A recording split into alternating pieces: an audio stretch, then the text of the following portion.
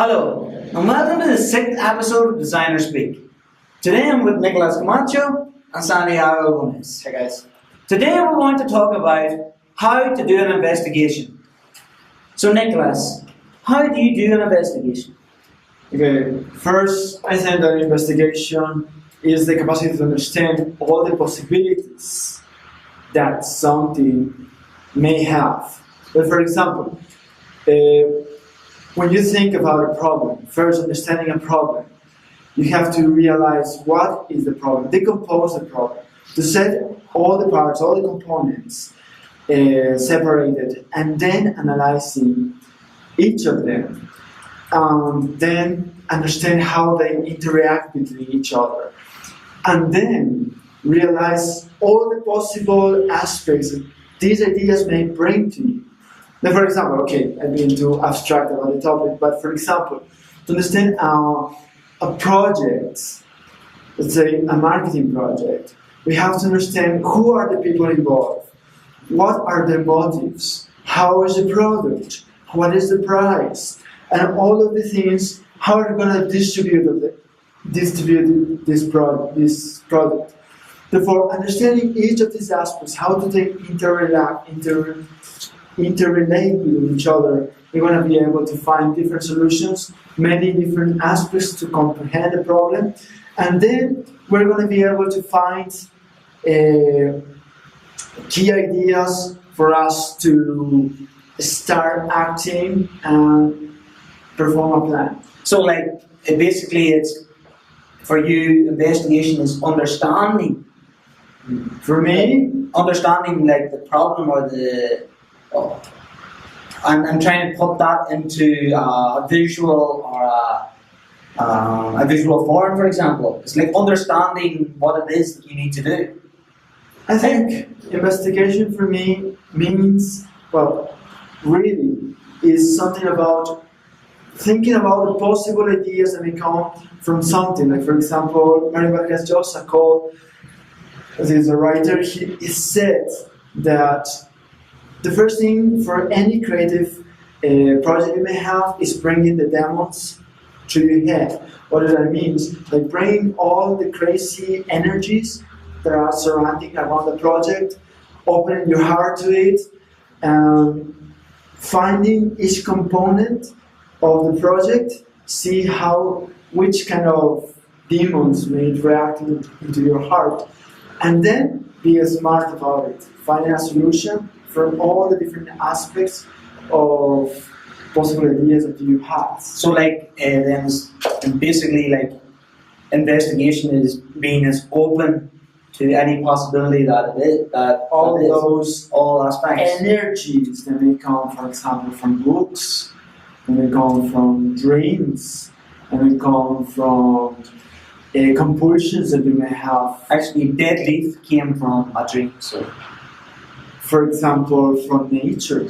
For example, another way to say how important it is to go to nature and capture expressions, to capture habits of people, and put them into a notebook, and how those notebooks after becomes reference guides your teachers for the future, because he says even though he was such a great historic genius, he said that memory is never capable of holding that much of information. No, that's true. You remember short. And I think we need guides, papers, write down words to help us to decompose all parts of a certain project in order for us to enhance our creativity and our capacities. We like to make sketches all the time. Sketching. But investigation is more than sketching is another part. Yeah, but it's I think sketching could be a way of modeling each part of a certain problem. Because you can write the most important words and make a connection.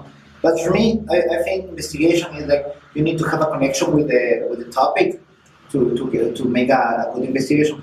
That means when you're working in publicity, You need to study how the people think, and that is good because Because that's the thing, Santiago. Like whenever we're entering competitions, where we sometimes we think of, say, for example, poster for tomorrow. This year's topic is health. yeah, We think, in my case, I think you probably do the same. You think of put yourself into the situation in their shoes. of like someone who doesn't have any health. Yeah. What happens if you have a problem and you can't get surgery? That's like a form of investigation. Is very interesting for me and probably interesting for you two guys too. But how other people think, that's why sometimes surveys and things are important. But like, can you go further, Santiago, with like if you're doing a project, say for example you're doing, what would be the first thing that you do? For me, I read the brief. The brief, yes. The brief is so important because you need to have a guide. What are you going to do? What are you going to read? Because you need to have like help. What help means, and what help means for you. What help means for the people. What is that connection with the world? So for me, it's like you have you read your brief. You get the most important words, and you go to the brainstorming. For me, that is I made all the time this technique. I read the brief. And how do you brainstorm, Santiago? For me, I put the most important word just in the middle. Like in this case, like health. Health. And around, I start writing what I think about health. Right. And in a certain moment, I change and I think what the people think about health. Right. What the people in the streets think. They don't have a house, so how they can get help, how they can be healthy. And in terms of Santiago, when you do a brainstorming, how does that help you? That is my solution for the problem. that gives me the way to make a process, a rough process to get the solution of the problem. Yeah, because in terms of me, whenever I'm doing like a brief, I do the same as you. I pick out the most important words, most important phrases, and then I write them down and I do some brainstorming. I put the word in the center and I do connections, and that opens my brain to other possibilities that I would never have thought before. Yeah.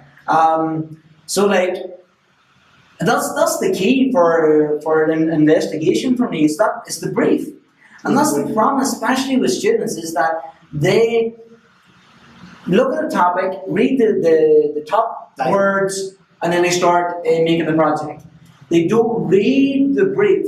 The brief is the key to the solution. That's true. The key to the problem is in that brief. It's those words that it says in that brief.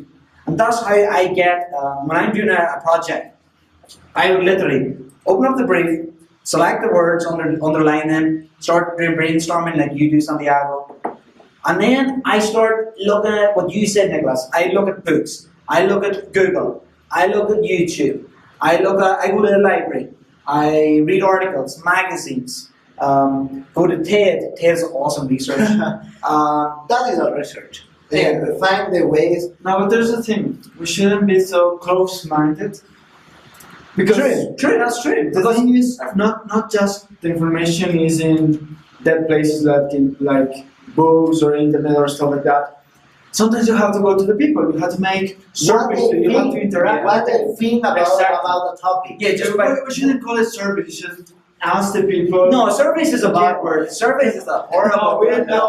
It's like can you answer a survey, please? And here's 10 questions. Like you should just like you say, like you're sitting in a coffee in a table, and you just start talking to someone. And what do you feel about that? But interviews is an important thing too, because, for example, you have an idol in certain aspect of knowledge, right? So you go and ask for an interview of the person, and you get key aspects that no one else could have given you. Training. For example, you find a very successful person, and no one else can give you that insight that only that person could have given you. So interviews is probably one of the best ways to get information.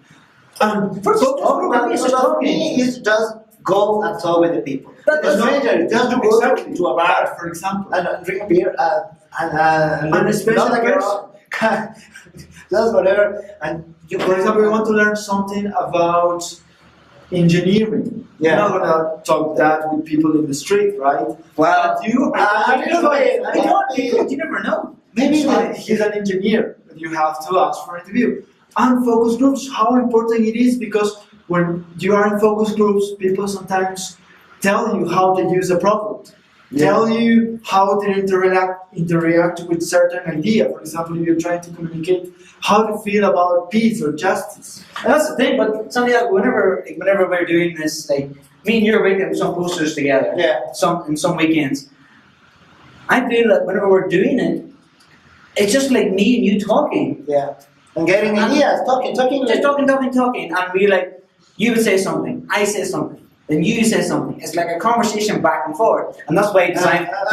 You're taking the perfect words and making a huge brainstorming, and when you finish it, like, wow, it's wow. So that's why for me, designer speak is so important, is because whenever you converse and talk together, and you have dialogue with people, great things can happen.